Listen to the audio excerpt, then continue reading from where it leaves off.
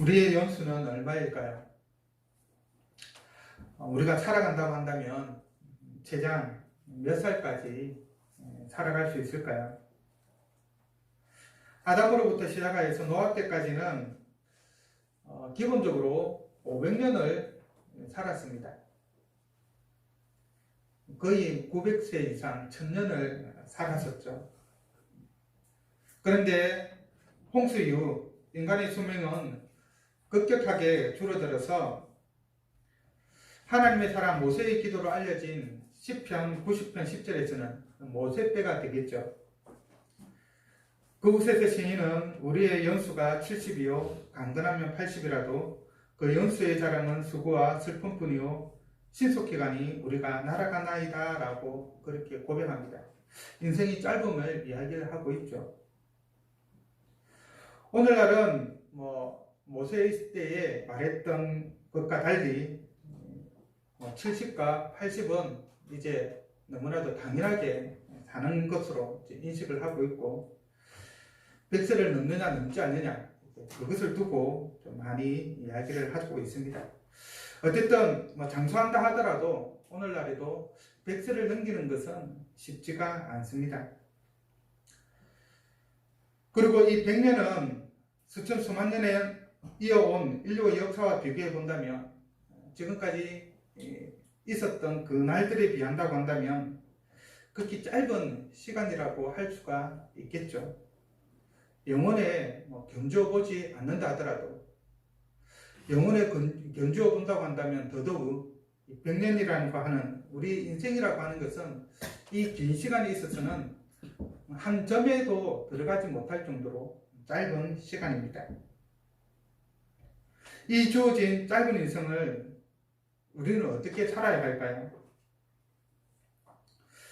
전도자는 7절에서 빛은 실로 아름다운 것이라 눈으로 해를 보는 것이 즐거운 일이로다 라고 말하고 있습니다.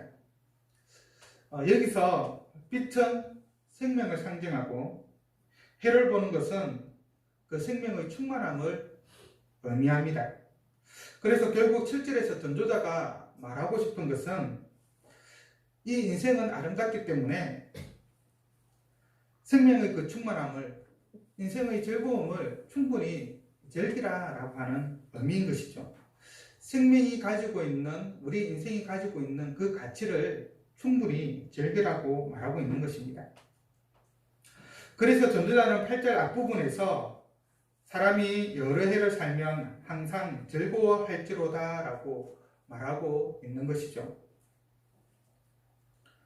어느 정도 충분한 시간이 삶의 시간이 주어진다고 한다면 그것이 사람에 따라서는 10년이 될 수 있을 것이고 또 어떤 사람은 100년이 되고 120년이 될 수도 있겠죠.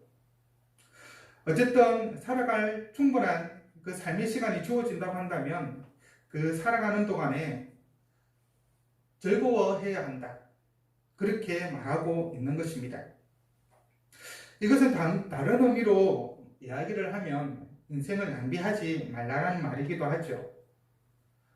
짧은 인생, 주어진 그 인생 동안 무의미한 일에, 무가치한 일에, 해악을 끼치는 일에, 제약된 일에, 악한 일에 그런 데에 시간을 보내지 마라. 삶을 허비하지 말라. 그런 의미입니다. 인생은 짧기 때문에 잘 활용해야 하는 것이죠. 그래서 전도자는 8절 하반절에서 그러나 캄캄한 날들이 많으리니 그 날들을 생각할지로다. 다가올 일은 다 헛되도다 라고 말하고 있는 것입니다. 주어진 인생은 즐겨야 합니다. 하지만 그 즐기는 그 가운데에서도 기억해야 하는 것은, 생각해야 하는 것은 캄캄한 날들이 많다라는 것이죠. 여기서 말하는 캄캄한 날은 노년의 때, 죽음의 때를 말합니다. 하반절에 이제 12장에 가면은 노인의 때를 이야기를 하고 있는데요. 바로 그 때를 두고 하는 말이죠. 그리고 이것은 또한 인생을 즐기고 싶어도 즐길 수 없는 그런 때를 말합니다. 예를 들어서 불의의 사고가 나서 식물이 인간이 된다고 한다면 더 이상 인생을 즐기고 싶어도 즐길 수 없겠죠. 또 질병이 걸리면은 지금같이 코로나19가 유행하는 이때에는 코로나19에 감염이 되면 인생을 즐기고 싶어도 즐길 수가 없습니다. 우선 회복이 된다 하더라도 그 기간 동안은 이제 감금되어 있어야 되고, 또 더 안 좋은 일이 있게 된다면 그 질병으로 인하여서 또 죽을 수도 있기 때문인 것이죠. 그리고 원하든 원치 않든 재판을 받아서 감옥에 갇히게 되면은 또 자신의 자유가 제한되기 때문에 즐길 수가 없는 것입니다. 여하튼 캄캄한 날은 어느 경우가 되었든지 간에 인생을 즐길 수 없는 그러한 때를 의미한다라고 말할 수 있는 것이죠. 인생은 짧습니다.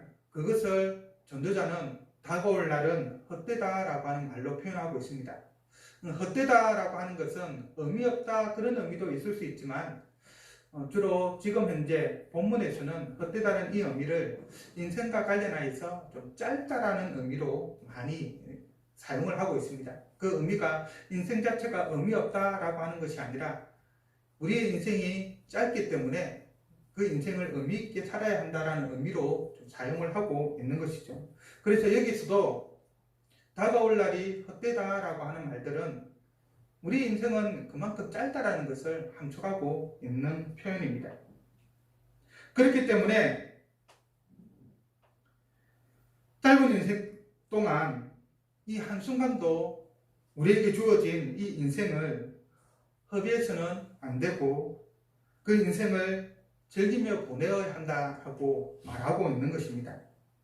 즉 의미 있고 가치 있는 유익한 일과 선한 일을 하면서 보내어야 한다고 말하고 있는 것이죠. 그런 가운데 전도자는 사람의 인생 중에 절정기라고 할 수 있는 청년의 때를 염두에 두고 청년들에게 권면을 하고 있습니다. 그런데 여기서 청년은 단지 어떤 나이상 청년만을 두고 하는 그런 의미는 아닙니다. 뒤에도 나오겠지만은 활동력이 떨어지는 노년기와 대조하기 위해서 가장 왕성한 활동을 하는 청년의 시기를 예로 들고 있는 것 뿐인 것이죠. 그리고 특별히 이 청년의 때를 언급하고 있는 것은 이 시기가 배우는 시기이고 자신의 가치관과 인격이 완성되어 나가는 그런 시기이기 때문에 특별히 더 이 시기를 다른 때가 아니라 청년의 때를 언급하고 있는 것입니다. 어쨌든 이 청년의 때라고 하는 것은 능동적으로 활동할 수 있는 전 시기를 말하는 것입니다. 저와 같이 7살짜리도 청년의 때라고 말할 수 있을 것이고, 저희 장모님은 조금 좀 거동이 많이 불편하시긴 하지만 어느 정도 나이가 들어도 왕성하게 움직일 수 있고 활동을 하고 그러면은 90세, 100세가 되어도 청년의 때라고 말할 수가 있는 것이죠. 그 전도자는 청년이라고 말하고는 있지만 활동할 수 있는 왕성한 활동을 하는 그런 모든 사람을 대상으로 말하고 있는 것입니다. 그러면 전도자의 인생을 어떻게 살라고 권면을 하고 있습니까? 9절의 말씀을 한번 보십시오. 청년이여, 내 어린 때를 즐거워하며 내 청년의 날들을 마음에 기뻐하며 마음에 원하는 길들과 내 눈이 보는 대로 행하라. 청년이라고 해서 다시 한번 말씀드리지만 나는 지금 20대니까 청년이구나, 나에게 해당되는 말이고, 나는 지금 70대고 90대고 이러는데 나한테는 해당 안 되네, 그게 아니라는 것입니다. 충분히 활동할 수 있고 움직일 수 있다고 한다면 다 해당되는 것이죠. 건강하고 무탈한 상태라고 한다고 한다면 청년의 때라고 할 수 있을 것입니다.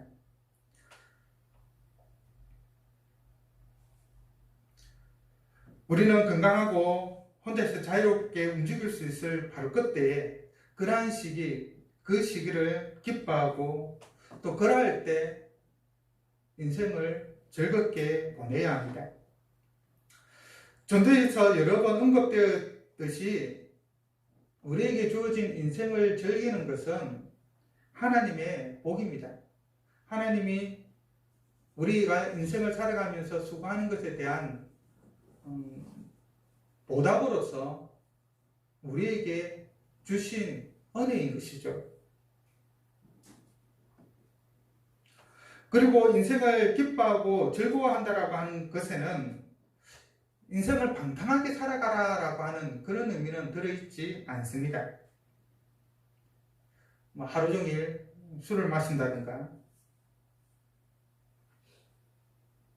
또는 마약을 하면서 몽롱한 상태에 빠진다든가 이런저런 이유로 흥청망청 논다든가 또는 사람을 괴롭히는 일들로 통해서 쾌감을 누린다든가 또 다른 여러 가지 좀 도덕적으로 윤리적으로 또 사람들이 일반적으로 생각했을 때 합당하지 않은 일들이 많이 있겠죠. 그러나 사람들은 그것으로 쾌감을 누리는 사람들이 또 있습니다. 그런 삶을 살아가라고 말하고 있는 것은 아닙니다. 그것은 인생을 즐기는 것도 인생을 기뻐하는 것도 아니라 오히려 망치는 것이라고 할 수 있겠죠. 그러면 인생에 즐기는 것은 무엇이고 기뻐하는 것은 무엇일까요? 9절에서 그 사항에 대해서 말을 하고 있죠. 즉 마음에 원하는 길들과 내 눈에 보는 대로 행하라 라고 말하고 있는 것입니다. 이것은 어떠한 상황들을 염두에 두고 있는 것일까요? 우선은 자신의 상황에 낭만하거나 다른 사람과 비교하여서 돈도 없고 건강도 없고 재능도 없고 힘도 없고 좋은 부분을 두고 있지 않다라고 해서 실망하거나 그렇지 않은 것을 말합니다. 많은 사람들이 자신이 다른 사람들에게 없는 것이 다른 사람은 가지고 있고 나는 없는 것에 대해서 실망을 하는데 그것을 말하고 있는 것은 아니라는 것이죠. 또 중요한 것은 돈이나 건강, 재능이나 힘, 좋은 부모라 기타 여러 가지 환경들이 인생을 즐기는 것과 인생을 기뻐하는 것과 관련하여서 크게 연관성을 가지지 않는다라는 것입니다. 물론 없는 것보다 있는 것이 조금은 더 좋을 수 있죠. 그러나 그것이 절대적인 것은 아니라는 것입니다. 손명희 시인의 나라고 하는 시가 있습니다. 그것을 또 노래로 만들었었는데 그 노래의 가사를 제가 잠시 한번 읽어드리면 다음과 같습니다. 나 가진 재물 없으나 나 남이 가진 지식 없으나 나 남에게 있는 건강 있지 않으나 나 남이 없는 것 있으니 나 남이 못 본 것을 보았고 나 남이 듣지 못한 음성 들었고 나 남이 받지 못한 사랑받았고 나 남이 모르는 것 깨달았네. 공평하신 하나님이 나 남이 가진 건 나 없지만 공평하신 하나님이 나 남이 없는 것 같게 하셨네.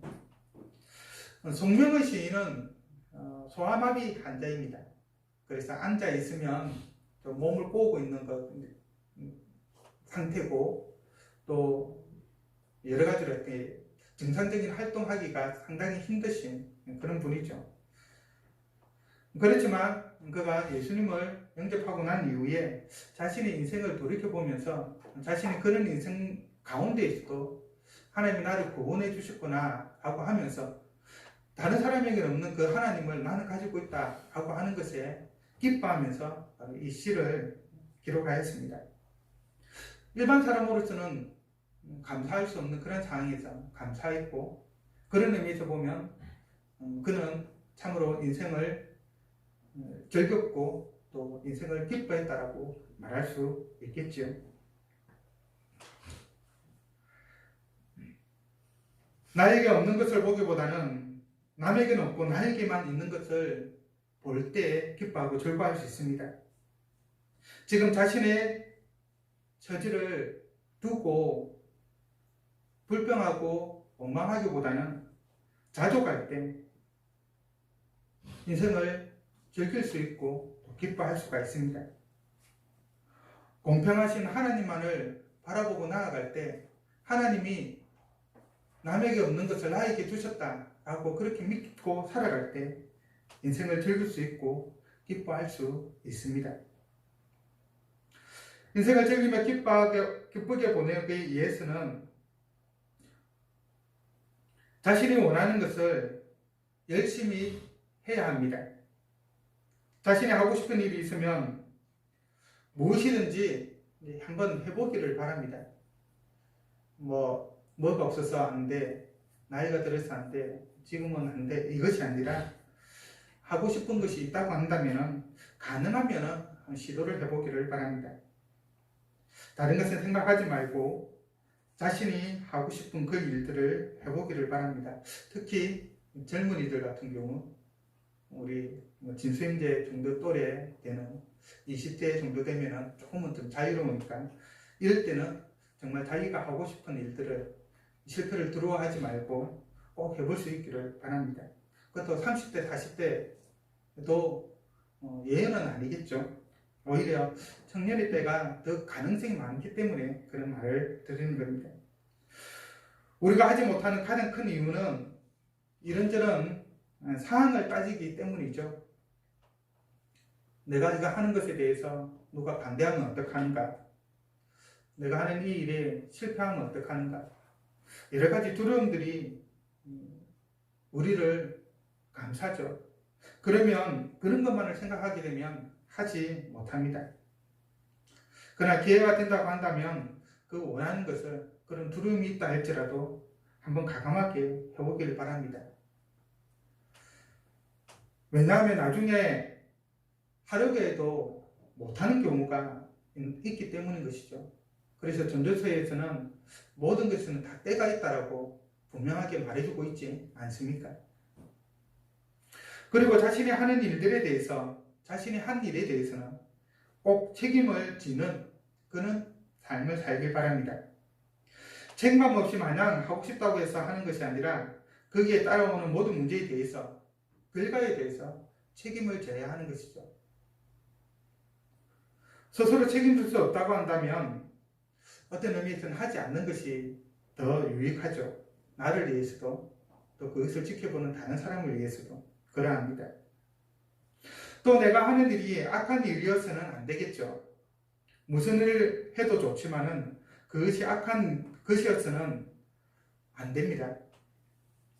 성경은 우리에게 분명하게 악을 멀리하라라고 말합니다. 우리가 섬기는 하나님이 선하신 하나님이기 때문입니다. 우리는 그리스도의 십자가로 말미암아 죄로부터 악으로부터 자유함을 받은 자들이죠. 더 이상 죄악 속에 살아서는 안 되는 그런 존재입니다. 우리가 여전히 죄악 속에 살아가고 악한 일을 아무렇지도 않게 행한다면 우리에 의해서 죽으신 그리스도의 죽음이 헛것이 되고 말 것입니다. 우리가 예수 그리스도를 주요 하나님의 아들로 고백한다면, 그래서 그 때문에 의인으로 거듭났다고 한다면 당연히 모든 악에서 떠난 그런 삶을 살아야 할 것입니다. 그렇게 살도록 적어도 노력은 해야 되겠죠. 그래서 전도자는 9절 하반절과 10절에서 이렇게 말합니다. 그러나 하나님이 이 모든 일로 말미암아 너를 심판하실 줄 알라. 그런데 근심이 내 마음에서 떠나게 하며 악이 내 몸에서 물러가게 하라. 원하는 것을 우리는 모든 걸 할 수 있는 그런 자유를 가지고 있습니다. 그러나 앞에도 말씀을 드렸지만 그러한 일들에 대해서 하나님께서 심판하실 줄을 알아야 한다는 것이죠. 그러니까 그 행한 그 일에 대해서 자신이 책임을 져야 되는 것이고, 또 뒤에서 말씀하고 있지만 악을 멀리하라고 말하고 있는 것처럼 악을 멀리하는 그러한 삶을 살아야 하는 것입니다. 인생은 길지 않습니다. 올해 같은 경우도 2020년이 2019년보다 더 빨리 지나가는 듯한 느낌이 듭니다. 벌써 돌이켜보니까 5월이 다 지나가고 있고 6월을 바라보고 있는데요. 살아가면서 2020년이 올 것이라고 누가 생각했겠습니까? 그런데 2020년이 되었고 2021년을 또 바라보면서 나아가고 있습니다. 인생은 참으로 짧죠. 이 짧은 인생을 무책임하고 무가치하고 악한 일을 하는데 우리의 인생을 남은 삶을 낭비하지 않기를 바랍니다. 책임감 있고 선하고 어렵고 가치 있고 바로 그러한 일들을 행함으로써 우리의 인생을 즐기고 기뻐하기를 바랍니다. 다음으로 전도단은 우리의 인생에 대해서 두 번째 권면을 하고 있습니다. 일종의 경고의 말씀이죠. 처음에는 너는 청년의 때를 즐거워하고 기뻐하라 라고 말했습니다. 인생을 즐기라고 말했죠. 두 번째 경고는 그에 대한 일종의 경고입니다. 두 번째 경고는 내 창조주를 기억하라 라고 하는 것입니다. 왜 우리가 창조주 하나님을 기억해야만 할까요? 전도자는 우리에게 말하고 있습니다. 분명하게 앞에도 언급했지만 인생을 즐기라, 인생을 기뻐하라, 원하는 것은 무엇이든지 해보라. 하지만 너의 행위에 대해서 하나님이 심판하실 줄을 알라. 인생은 한순간이죠. 그리고 그 긴 인생의 기간 가운데 또 청년의 때는 더더욱 짧은 한순간입니다. 어느덧 뒤돌아보면 과거가 되어 있는 것이 우리의 인생이죠. 인생은 영원하지 않습니다. 반드시 그 종착점이 있습니다. 전도자의 고백처럼 어릴 때와 청년의 때가 다 헛되고 모든 인생이 다 헛됩니다. 짧은 인생을 살아갑니다.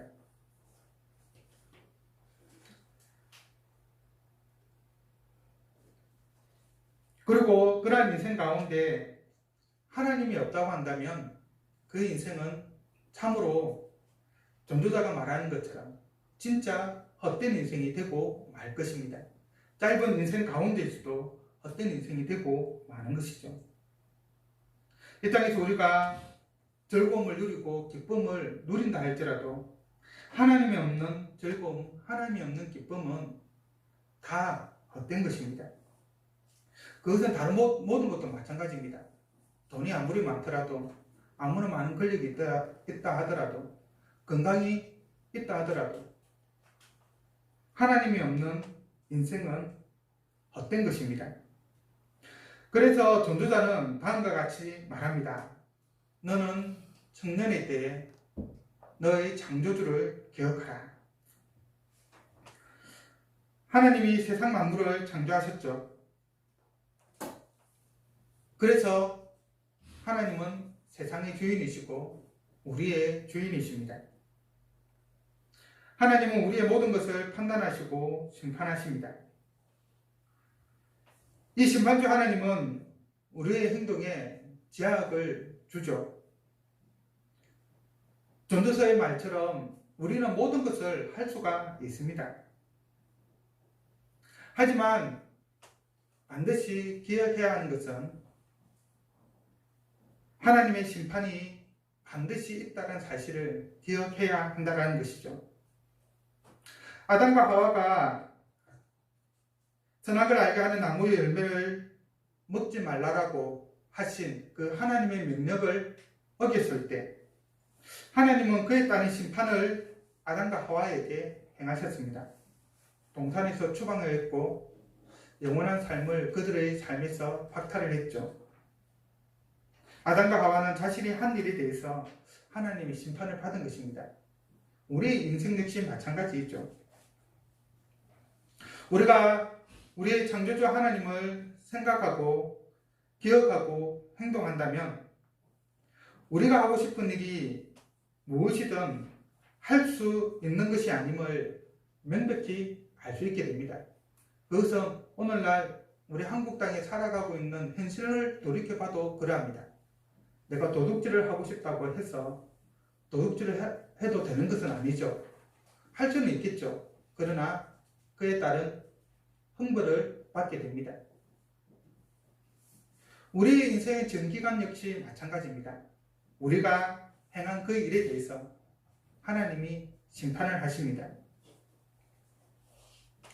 우리는 창조주 하나님을 기억함으로 하나님의 통제를 받게 됩니다. 그리고 그 통제 안에서 참 자유를 누리게 되는 것이죠. 그런 통제가 없다고 한다면 어떻게 될까요? 그것은 자유가 아니라 방종이 되어버립니다. 야육방식이 넘쳐나는 참으로 너무나도 비극적인 삶이 되어버리고 마는 것이죠. 우리는 이 자유를 통해서 우리의 전 인생을 거쳐서 우리의 인생을 즐기고 기뻐하고 원하는 것을 행하고 하고 싶은 것을 행합니다. 그리고 이 모든 것들은 우리 하나님 안에서 이루어져야만 그 의미를 가지게 됩니다. 하나님이 없는 인생에게는 즐거움도 기쁨도 원하는 것을 행하는 것도 헛될 뿐입니다. 아무 의미가 없는 것이죠.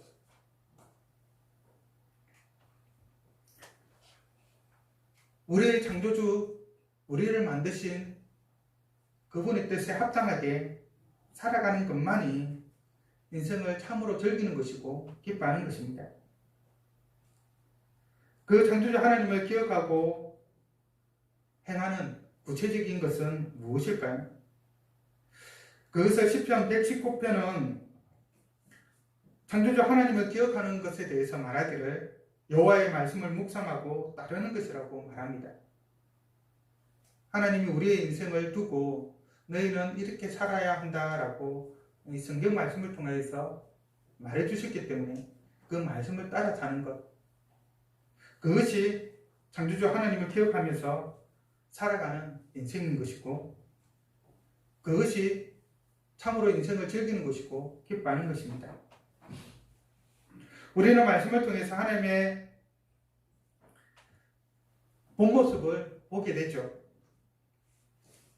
창조주 하나님을 기억하게 되는 것입니다. 그리고 창조주 하나님을 기억하는 또 다른 방편은 기도입니다. 이 기도는 하나님과의 영적인 교제이죠. 우리가 사람과 만나서 교제하는 것은 꼭 대화가 필요하지 않습니까? 기도는 하나님과 행하는 영적인 대화이죠. 그것을 통해서 우리는 또 성령 하나님과 함께 교제를 나누게 되는 것입니다. 특별히 전도자는 너의 창조주를 기억하라라고 말씀하면서 전에라고 하는 전에라고 하는 단서를 붙이고 있습니다. 1절과 2절에 좀 자세하게 세 가지로 나와 있죠. 공고한 날이 이르기 전에 나는 아무 낙이 없다고 할 해들이 가깝기 전에 해와 빛과 달과 별들이 어둡기 전에 빛 위에 구름이 다시 일어나기 전에 그리하라. 무슨 말일까요? 건강할 때 모든 게 다 갖추어져 있는 것과 같을 때 그럴 때는 인생은 마냥 즐거울 수 있을 것입니다.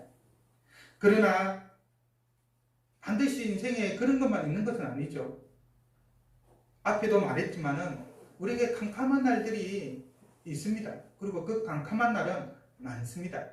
그리고 그것은 한마디로 이야기하면 죽음의 때이죠. 죽으면 아무 소용이 없는 것입니다. 삶을 살아있는 동안에 그럴 기회가 있는 동안에 우리의 행위를 항상 하나님 앞에서 조심하면서 살아가야 하는 것입니다. 왜냐하면 하나님께서는 우리의 행위에 따라 우리를 심판하시기 때문입니다. 그것을 마태복음 25장 양과 염소에 비해서 분명하게 보여주고 있죠.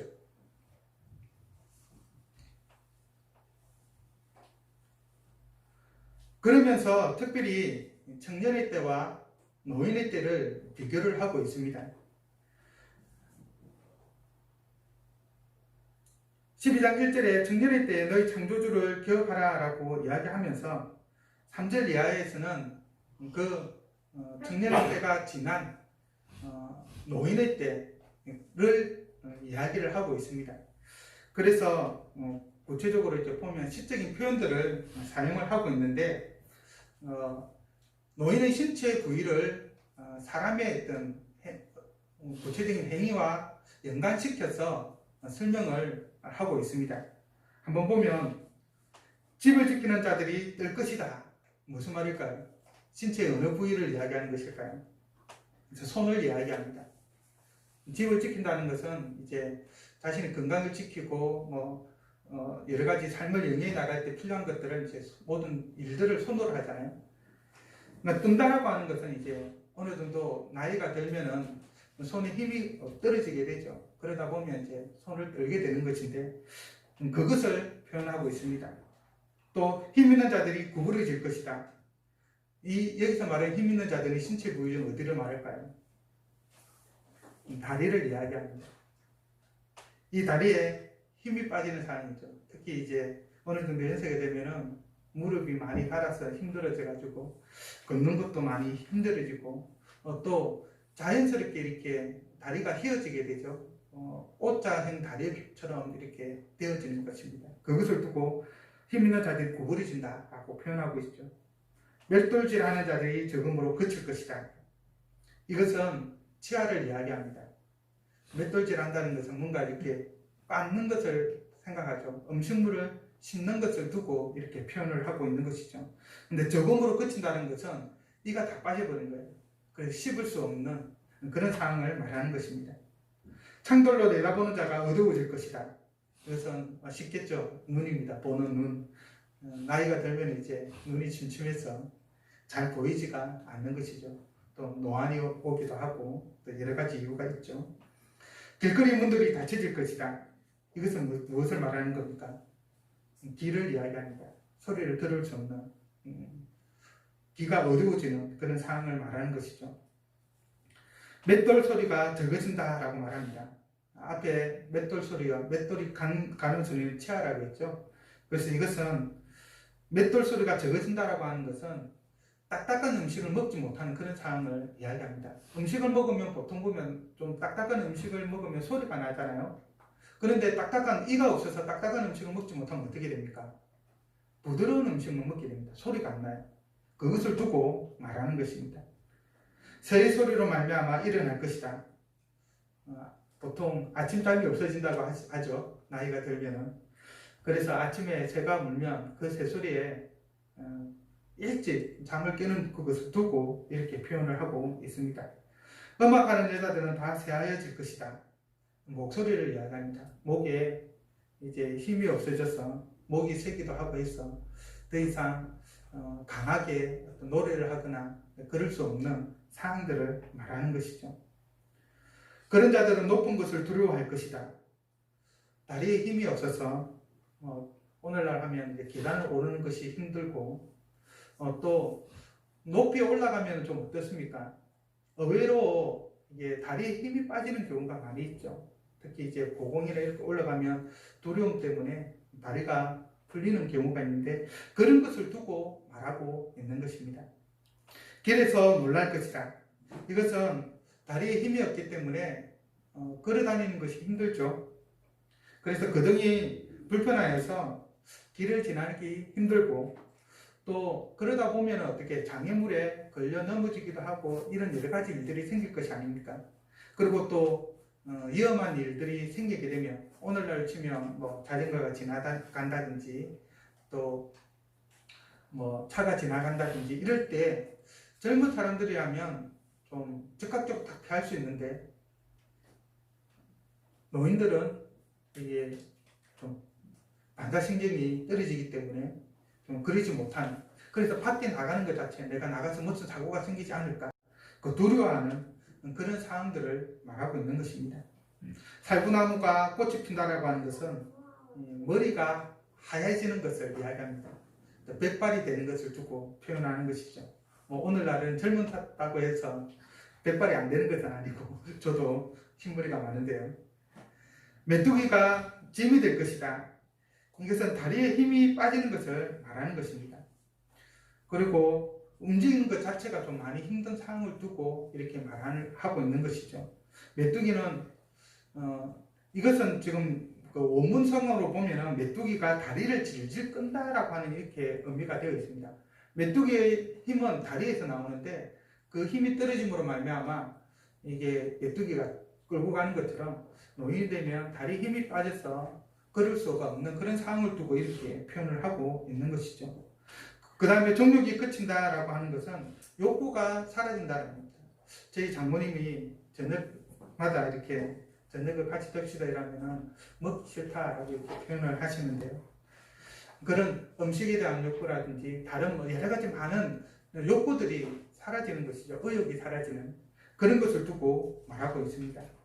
특별히 원문은 풍접초라고 하는 이게 열매를 이야기하고 있는데, 즉 풍접초 열매도 아무런 소용이 없을 것이다 이렇게 원문상으로는 번역을 할 수가 있는데, 여기서 말하는 이 풍접초라고 하는 것은 식욕을 돋구어주는 그런 식물인데 그것조차 이제 소용이 없는 그러한 상태. 그만큼 음식에 대한 욕구 또 기타 기본적인 삶의 욕구들이 떨어진다라고 말하고 있는 것이죠. 그리고 이 노인의 때가 지나가면 어떻게 됩니까? 죽음을 맞이하게 되죠. 그래서 뒤에 이렇게 합니다. 이는 사람이 자기의 영원한 집으로 돌아가고 조문객들이 그리로 왕래하게 됨이니라. 결국은 죽게 된다라고 말하는 겁니다. 쉽게 말하면 무슨 말입니까? 죽기 전에 하나님을 기억해라. 반드시 하나님을 믿어라. 또 다른 의미로 하면은 하나님을 믿을 수 있는 그때에 하나님을 믿어라. 그렇지 않으면 기회가 없다라고 말하는 것입니다. 이 죽음에 대한 표현은 그 뒤에도 더 나타나죠. 12장 7절에서는 6절과 7절에서는 이렇게 표현합니다. 은줄이 풀리고 근거리시 깨지고 항아리가 생곁에서 깨지고 바퀴가 우물 위에서 깨지고 흙은 여전히 땅으로 돌아가고 영은 이것을 주신 하나님께로 돌아가기 전에 기억하라. 죽기 전에 기억하라는 겁니다. 우리의 삶이, 우리 인생이 끝나기 전에 더 이상 내가 판단할 수 없는 그런 상황이 되기 전에 우리의 창조주, 나를 만드신 분, 그 하나님을 기억하고 그 하나님이 주신 대로 이 인생을 살아가라 라고 말하고 있는 것입니다.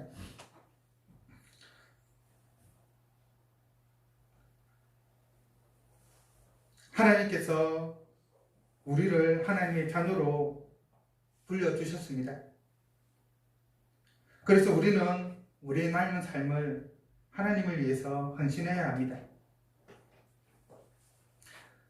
우리의 인생이 끝나기 전에 남아있는 우리의 모든 인생 동안 하나님과 하나님의 영광과 하나님의 나라를 위해서 헌신하기를 바랍니다. 무엇을 하든지 하나님의 영광과 하나님의 나라를 위해서 행하기를 바랍니다.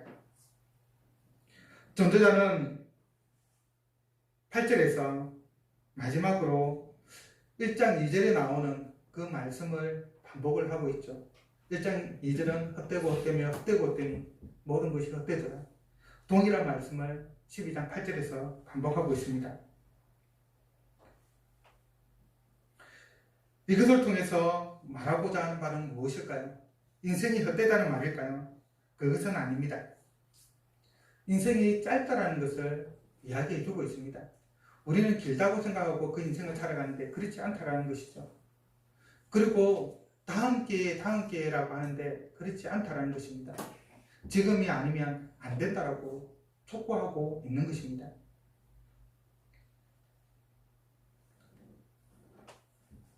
우리 인생은 짧습니다. 그러므로 한순간도 남은 인생을 낭비하지 않기 바랍니다. 인생의 순간을 아끼기를 바랍니다. 매일 즐거워하고 매일 우리를 창조하신 하나님과 그리고 그분이 내게 주신 그 모든 것들을 기억하며 살아가길 바랍니다. 젊었을 때이든지 늙어 죽기 전이든지 이것을 우리가 사는 삶의 방식으로 살아가기를 바랍니다.